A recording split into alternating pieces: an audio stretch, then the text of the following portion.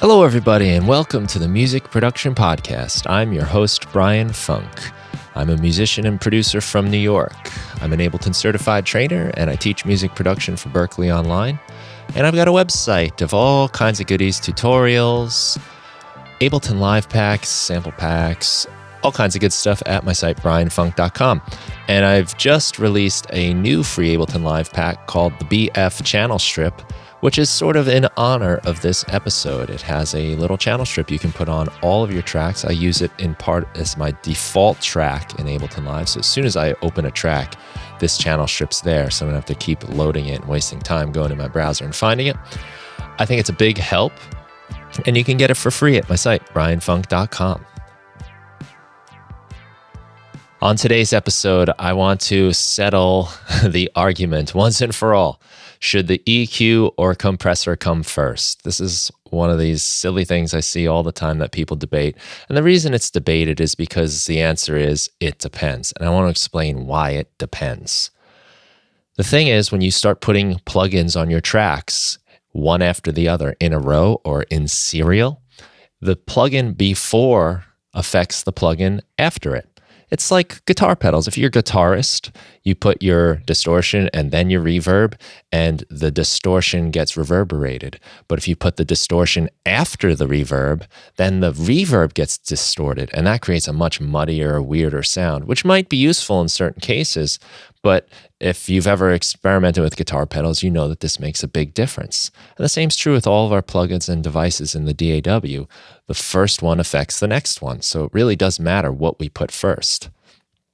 EQ and compression are two of the most common effects that we'll use in our mixes, and they are hotly debated as to what to do first. So let's just talk about that. I like to think of both of them as volume controls. EQ is a volume control. Compressor is also a volume control. The EQ is a volume control for very specific frequencies. You can turn down just the mids. You can cut out the lows, cut out the highs. You have a very specific control over each individual frequency. A compressor is used to temporarily lower the volume if a sound gets too loud. So you set a threshold. Your threshold is what you're telling your computer, your compressor, this is too loud. And if anything gets louder than that, it will turn it down by a certain ratio. The ratio, let's say it's 2-to-1, will mean if the sound gets loud, 2 decibels louder than the threshold, the compressor will turn that sound down 1 decibel. So every 2 it goes above, it turns it down 1.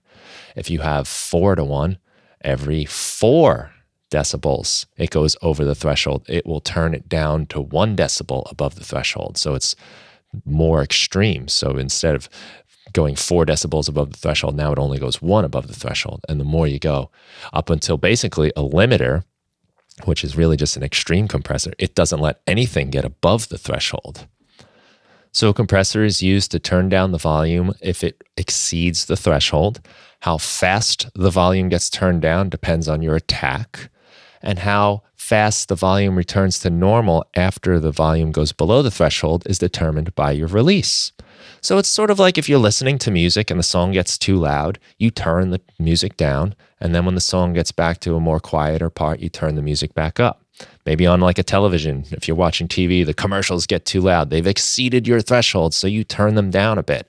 And then when the commercials are done and the volume of the TV goes back to normal, you turn the volume back up. That's what a compressor's doing, just really fast.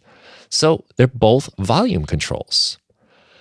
How the compressor reacts and how the EQ reacts are dependent on each other. So this is kind of my way of doing compression and EQ. First, I like to think of cleaning up, then compression, then tone. Clean up, compress, tone. The first thing I like to do with my sounds is clean up anything I don't need. So if it's a sound that doesn't need a lot of bass, I like to cut the bass out.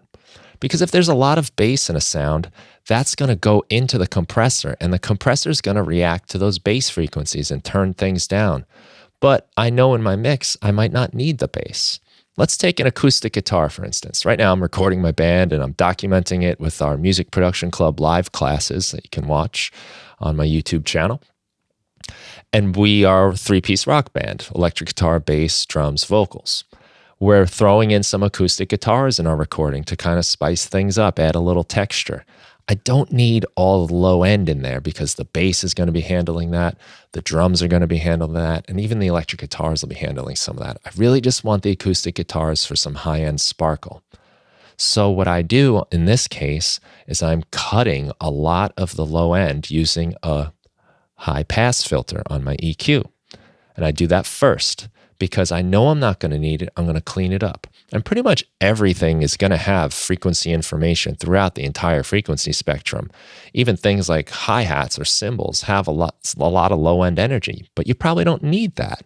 So you can cut that out. If I'm going to compress something, I don't want the low-end stuff that I'm not going to need anyway getting in the way of how the compressor reacts.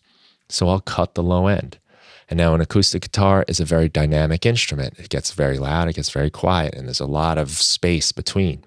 So I'll often like to compress that so the amount of volume between the lowest and the highest isn't so extreme. This is why you turn down your TV when the commercials come on, because they're so loud, because you don't want that extreme change.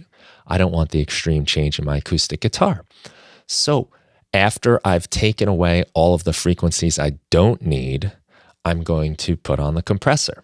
And the compressor is going to turn down things when they get too loud. And it's not going to react to this stuff I don't need.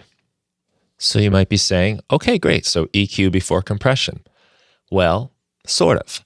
I don't want to do my coloring or my tonal EQing before the compressor because let's say I raise some of the high frequencies on my acoustic guitar. Now the compressor is going to hear those high frequencies as being loud, and it's going to turn down the acoustic guitar when those high frequencies come in, which is going to lower the volume of my entire acoustic guitar track, which isn't really the effect I want. It's almost canceling out the EQ work that I did there. So the EQ happens for cleanup purposes first, so that the sound that hits the compressor is the sound I want. After the compressor, I might then do my tonal stuff. So here I might add a little bit of that high-end sparkle after the compressor, because now that I've got the volume under control with the compressor, it's not getting too loud and the distance between the loud and the quiet isn't too great. Now I can add a little spice with my EQ, give it that little high-end sparkle that maybe I wanted. I like to think of my EQ as sort of having two jobs.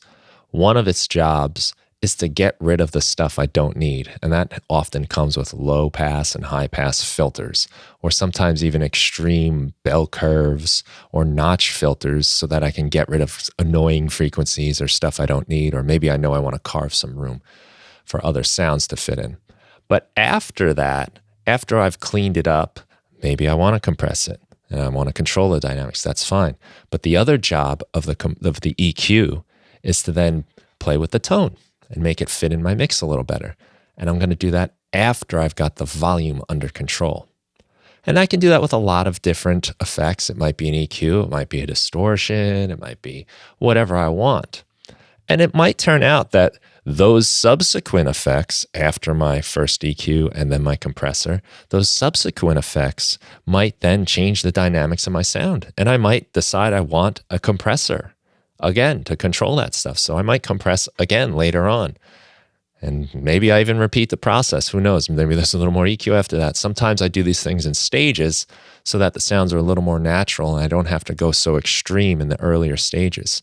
Usually extreme moves on our effects, our EQs, our compressors are very noticeable and it can make things sound a little flat or unnatural.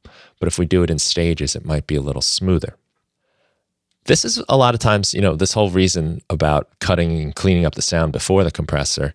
This is why mics often have high pass filters on them. And sometimes your interface might even have that. You might have a little button for a low cut in there. So that's just to get rid of some stuff you don't need before it even gets inside your computer.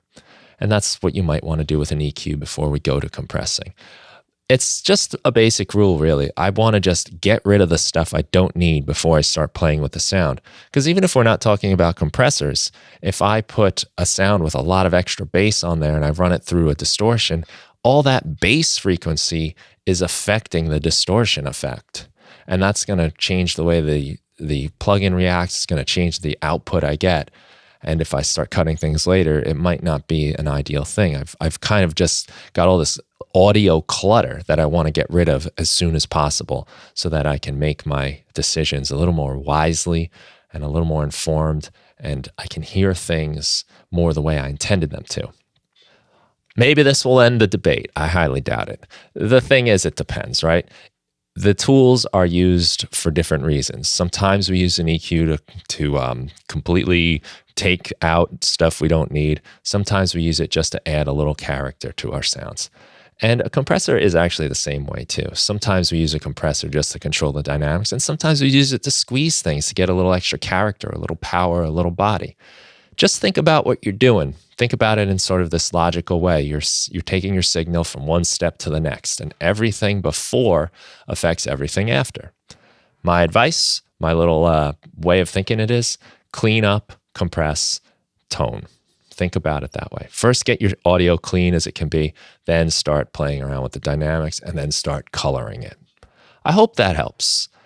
And if you want a channel strip that'll kind of set this up for you, head over to my site, brianfunk.com. I got a free BF channel strip you can use in Ableton Live. It starts out with an EQ, and you can cut out the low frequencies. Then you can cut out the high frequencies. You can clean up your sound, basically.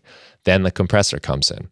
And I like to use this all the time to just get my sounds under control. And then after that, I have the choice to put whatever I want.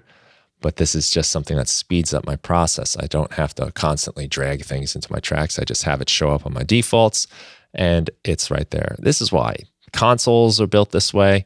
They have these things set up because these are the things you're going to do a lot of. You can get this on my site, brianfunk.com, for free. And I hope you do so and make some great music with it. Thanks so much for listening to the podcast. I hope you enjoy it. If you do, it'd be great if you left a review for it wherever you get your podcasts. Let people know that it's a decent show and that they should listen to it. Thanks so much, and have a great day.